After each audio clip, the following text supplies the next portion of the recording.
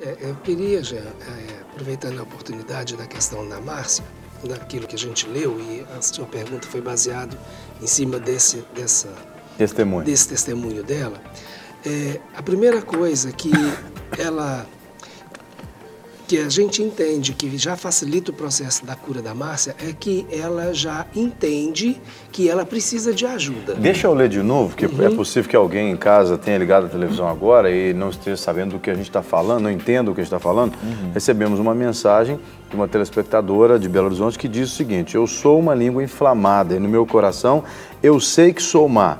Hoje eu vivo como um verme, não sou casada, não tenho filhos e agora, por exemplo, estou aqui jogada na cama assistindo televisão e murmurando. Quando, por exemplo, eu vejo notícias na televisão sobre sequestro e essas coisas ruins que acontecem, eu fico no meu íntimo torcendo para acontecer o pior. Preciso de ajuda. Então é baseado nesse testemunho que a gente está comentando, né?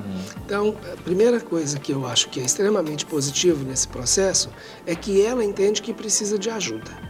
Então, e realmente, em muitos momentos, a gente não dá conta de mudar todo um esquema de vida sem realmente uma ajuda, alguém para construir um novo estilo de vida junto com a gente. Tá no buraco, precisa de alguém para puxar do buraco. Precisa de alguém para jogar uma corda e puxar, né? Então, essa é a primeira questão. Agora, esse alguém não pode ser qualquer pessoa, né? Não. Porque é muito comum, por exemplo, pessoas que estão nesse estado emocional, elas encostarem em pessoas que estão do mesmo jeito. Ou piores. E contaminar. E aí a coisa desanda mais ainda. Exatamente. Uma outra coisa interessante que a gente precisa ressaltar é a questão da própria identidade. Como ela se vê. Então, ficou claro que ela se vê de duas maneiras. Primeiro, como um verme. E segundo, de alguém que já tem a maldade no seu coração. Então, ela coloca isso.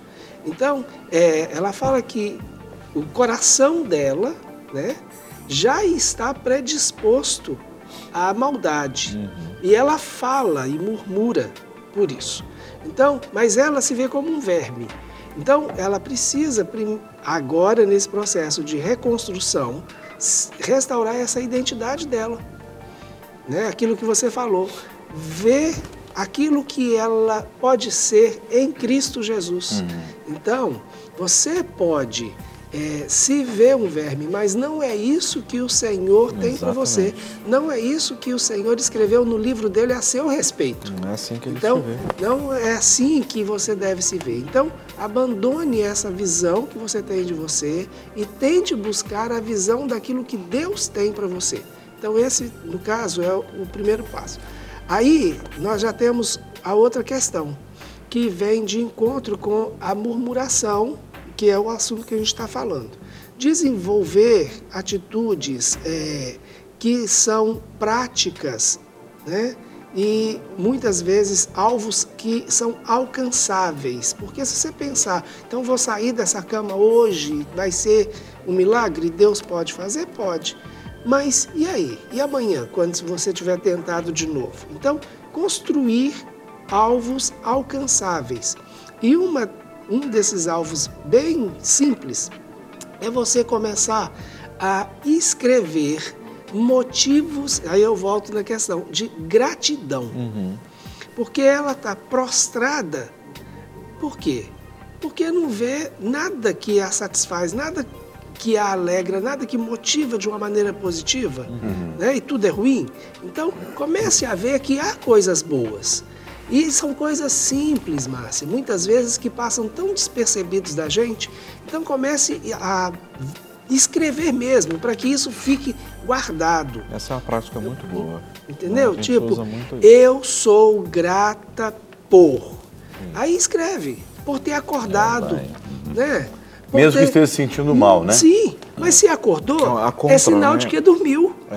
Né? E quantas pessoas... Desculpa, é contra a cultura, né? Você está indo contra aquilo que te leva para baixo, não é? Então, se nós desse,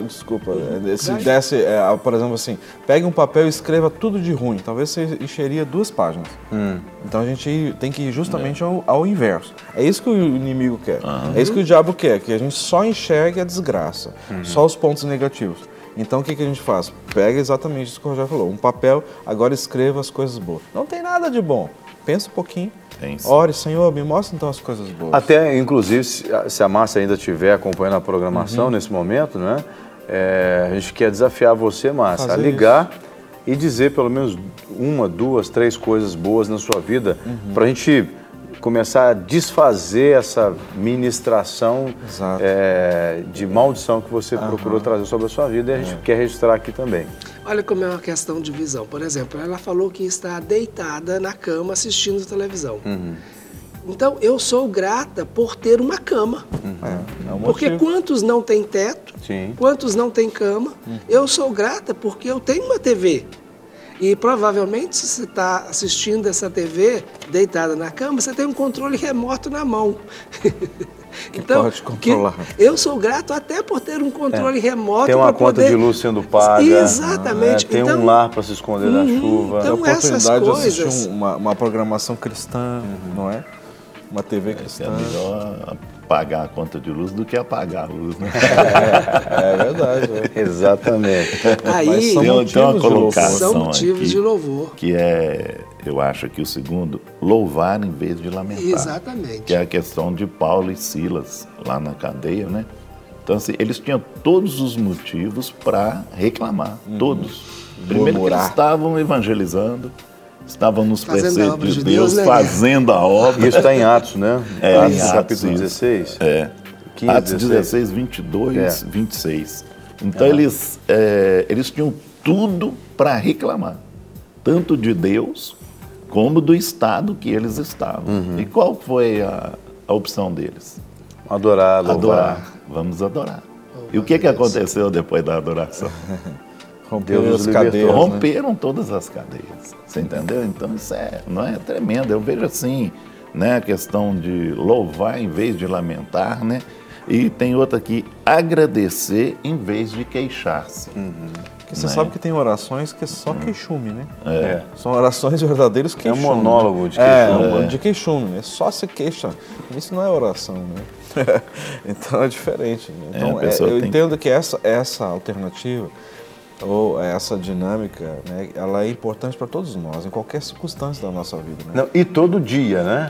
Porque a gente tem que fazer dia isso. A gente vai ter coisas que... Vai ter gente pisando no nosso pé. Sim. Todo dia vai ter gente desagradando a gente no trânsito, é o vizinho, às vezes o próprio cônjuge dentro de casa acorda sentindo alguma coisa, de repente fala uma coisa que nos ofende, né? O colega de trabalho, às vezes você fala uma coisa, a pessoa interpreta outra coisa e aí começa a reclamar.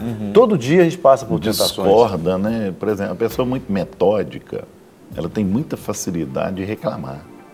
Porque o que foge daquilo... Então o temperamento também influencia nesse tipo de comportamento? Tem temperamentos são muito mais fáceis de... Vamos pegar pela experiência aqui. Vamos dar uma vacina aqui pra gente, né? Pela experiência de vocês lá no Clínica da Alma, embora a gente sabe que vocês, enquanto pastores, têm muita experiência, qual é o temperamento, em geral, pela experiência de vocês, que mais reclama? A pessoa que tem X temperamento que mais reclama ou tende a reclamar? Para mim, é o metódico. É o fleuma. Não, fleumático. Você fala dos temperamentos. Fleumático. É o fleumático. Porque já está falando, é fleuma, né? Então, você usou temperamento, é o fleumático. Embora o colérico, ele é pronto, é muito pronto, no caso que ele é estático, né? Então, assim, ele é pronto a abrir a boca e falar. Sim. Agora, o fleumático, ele é muito articulado, entendeu? O melancólico deve ser também ele também, eu acho que todos eles têm um lado, né? Os 4, agora, eu até ouvi um estudo que são 5, né? Todos os 5, eles têm o lado da murmuração, né? E tem um ponto positivo e tem um negativo. Mas o fleumático é o mais. É o que a gente vê. Ele é o que mais reclama. Rapaz, vocês falando agora, eu fiquei pensando aqui em algumas pessoas com quem eu convivo que são fleumáticos. Realmente o fleumático tem uma tendência a murmurar mesmo. E eu sou sanguíneo, meu temperamento é sanguíneo. Então, eu acho que o sanguíneo deve ser o que menos reclama, né? Porque o sanguíneo não aguenta ver alguém reclamando lá dele. Não aguenta não. Eu não tenho paciência de ouvir gente murmurando, não tenho. Apesar de que a gente murmura também. Claro, todos mas nós. Você conta nos dedos, assim, às vezes que e normalmente a gente que trabalha com cura interior, a gente tem que ter paciência com os 4 ou 5 agora, né, que tem mais um. A gente tem que ter paciência em saber como que a gente vai conduzir, né, esses 4 ou 5 aí, nós vamos saber como que nós vamos conduzi-los.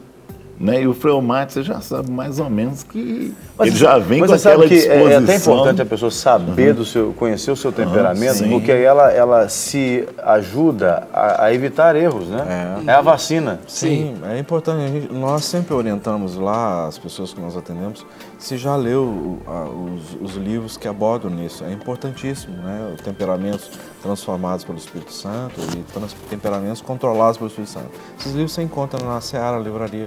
São livros excelentes para você, sabe, ler, estudar, porque assim, todos eles têm um ponto positivo, mas também têm os negativos. E é importante, ninguém é um temperamento só, mas tem um que se evidencia mais que os demais. Então todos nós temos um pouco de colérico, um pouco de fleumático, um pouco de... Mas tem aquele que é, assim, se eu bater o olho, não, aquele ali é colérico, aquele ali é sanguíneo. Predomina, né? Então, assim, mas é importantíssimo você poder ler e estudar esses livros. Então, tem o temperamentos transformados pelo Espírito Santo e o temperamentos controlados pelo Espírito Santo. São excelentes esses livros, vale a pena você adquirir, você ler e você fazer uma análise na sua vida e também, talvez você que é casado, você entender um pouquinho o seu cônjuge. Por que certas situações, circunstâncias, ele reage ou ela reage daquela forma e nós também. Isso alivia muito sofrimento. Ajuda demais. Quando ela está com TPM, ela sofre os 4. Aí a casa cai. Exatamente, né? Nós estamos falando sobre dicas de como evitar a murmuração, já falamos aqui sobre clamar ao invés de reclamar, falamos sobre agradecer, louvar, e tem mais uma orientação, pastor? Orar por alguém em vez de criticá-lo, né? Porque isso aí é muito forte, né? A crítica, entendeu? A tendência é a gente criticar de cara, né? Criticar, então, em vez de criticar, ore. E aí eu quero aqui falar uma coisa assim muito importante, porque nós temos falado muito da figura do murmurador, né? O murmurador. Mas nós que ouvimos a murmuração, quando nós permitirmos e damos ouvido à murmuração, nós nos tornamos o quê? Coniventes. Sim. Você está assinando embaixo. E se você começar a ouvir durante muito tempo, de repente você começa também a concordar e dizer, é verdade, eu também tenho visto isso. Aquela pessoa, sabe, não tem qualidades nenhuma para assumir aquela responsabilidade. Aquele líder, aquele pastor, aquele chefe, enfim. Então, quando você dá ouvidos à murmuração, olha só, tem uma linha muito fininha entre comentário e uma murmuração. Mas tudo começa com comentário. E quando o comentário ele é fermentado, torna-se murmuração. Então é uma coisa que nós temos que ter cuidado. Quando um comentário normal sobre qualquer coisa, ele começa a ser incrementado e começa a durar muito tempo, você pode cuidar, que pode estar entrando já no campo da murmuração. Mas você tem a oportunidade e o direito de você dizer assim, eu não quero mais ouvir isso. Então, isso está seguindo por um caminho que não está sendo edificante. Pelo contrário, está sendo destrutivo. Então, você tem que parar e você tem autoridade, inclusive, se assim você tiver a liberdade de poder falar para outra pessoa, gente, vamos parar, porque eu acho que o assunto está tomando um caminho que não vai ser salutar, nem para mim, nem para você. Então, vamos parar por aqui? Ou então, vamos orar para essa pessoa, já que nós estamos falando? Exatamente. Que é a atitude correta. Então, vamos orar em vez de reclamar? Quem sabe, talvez a pessoa esteja passando um momento sensível, delicado na sua vida, está precisando de oração. Né? Então vamos orar. Por que nós vamos derramar mais peso sobre a vida da pessoa? Não, pelo contrário, nós vamos aliviar a carga da pessoa, então, através de uma oração. Uma oração sábia, estratégica, sobre a vida da pessoa ou das pessoas envolvidas.